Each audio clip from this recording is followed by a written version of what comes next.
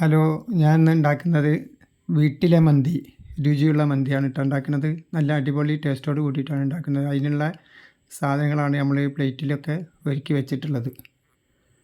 അത് നമ്മൾ അടുപ്പത്താണ് വെക്കുന്നത്, വിറക് കത്തിച്ചിട്ട്. അപ്പോൾ അതിന് ചെമ്പട്ടിയൊക്കെ വെച്ചിട്ട് നമ്മൾ അതിലേക്ക് വേണ്ടുള്ള ഓയിലൊക്കെ ഒഴിച്ചിട്ടുണ്ട്. ഇനിയിപ്പോൾ നമ്മൾ അതിൽ കറുകപ്പട്ട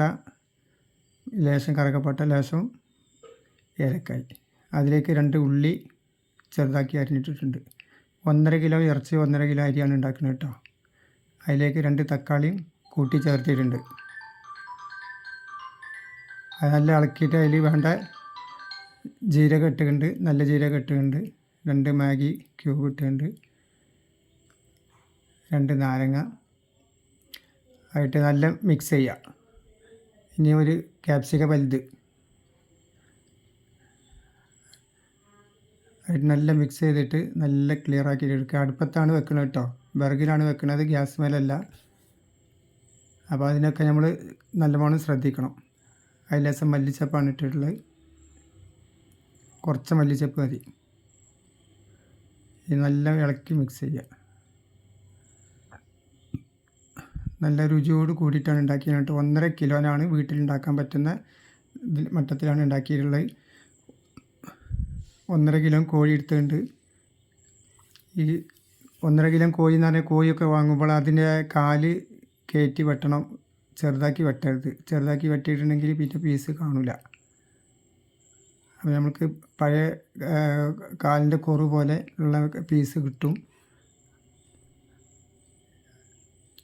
2 സ്പൂണ് മന്തി മസാല ഇട്ടിട്ട് നല്ല ഇളക്കുക.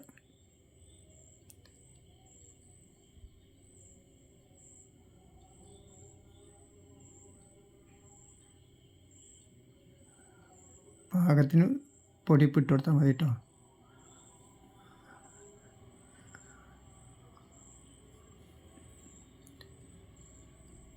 ഇപ്പം നല്ല ക്ലിയർ ആയിട്ട് വന്നിട്ടുണ്ട്. അതിൽ ലേശം ഒരു 1/4 സ്പൂണ് ലേശം റെഡ് കളർ ചേർത്തി കൊടുത്താൽ മതി. അപ്പോൾ അതിൻ്റെ കളറാണ് ആ കാണുന്നത്, കുറച്ച് മതി. നമ്മൾ 1.5 കിലോ അരി സല്ല റൈസ് എടുത്തിട്ടുണ്ട്. അത് നമ്മൾ കഴുകിയിട്ട് 1 മണിക്കൂറോളം നമ്മൾ വെള്ളത്തിലിട്ട് വെക്കണം. നല്ല കഴുകി വൃത്തിയാക്കിയിട്ട് 1 മണിക്കൂർ വെള്ളത്തിലിട്ട് വെക്കുക. അതിനുശേഷം നമ്മളിപ്പോൾ അടുപ്പത്ത് തന്നെയാണ് നമ്മൾ വെള്ളം വെച്ചിട്ടുള്ളത് ചെമ്പട്ടിയിൽ. നമ്മൾ വെള്ളം തിളച്ചിട്ടുണ്ട്, നമ്മൾ അരി ഊറ്റി അതിലേക്ക് ഇടുക.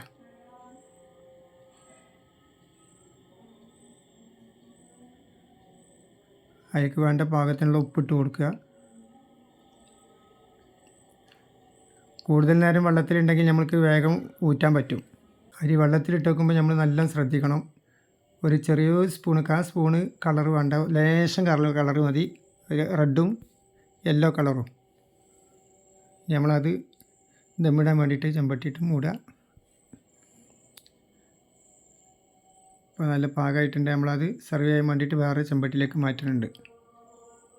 നിങ്ങൾക്ക് വീഡിയോ ഇഷ്ടപ്പെട്ട് കഴിഞ്ഞാൽ സബ്സ്ക്രൈബ് ചെയ്യുക, ഷെയർ ചെയ്യുക, ലൈക്ക് ചെയ്യുക, കമൻസൊക്കെ വിടുക, ബെൽ ബട്ടനൊക്കെ അമർത്തുക. നല്ല പാകമുള്ള വേവാണ് എടുത്തിട്ടുള്ളത്.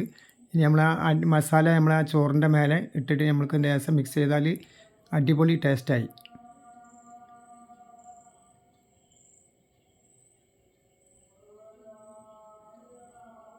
ഇനി നമ്മൾക്ക് അടുത്ത വീഡിയോയിൽ കാണാം.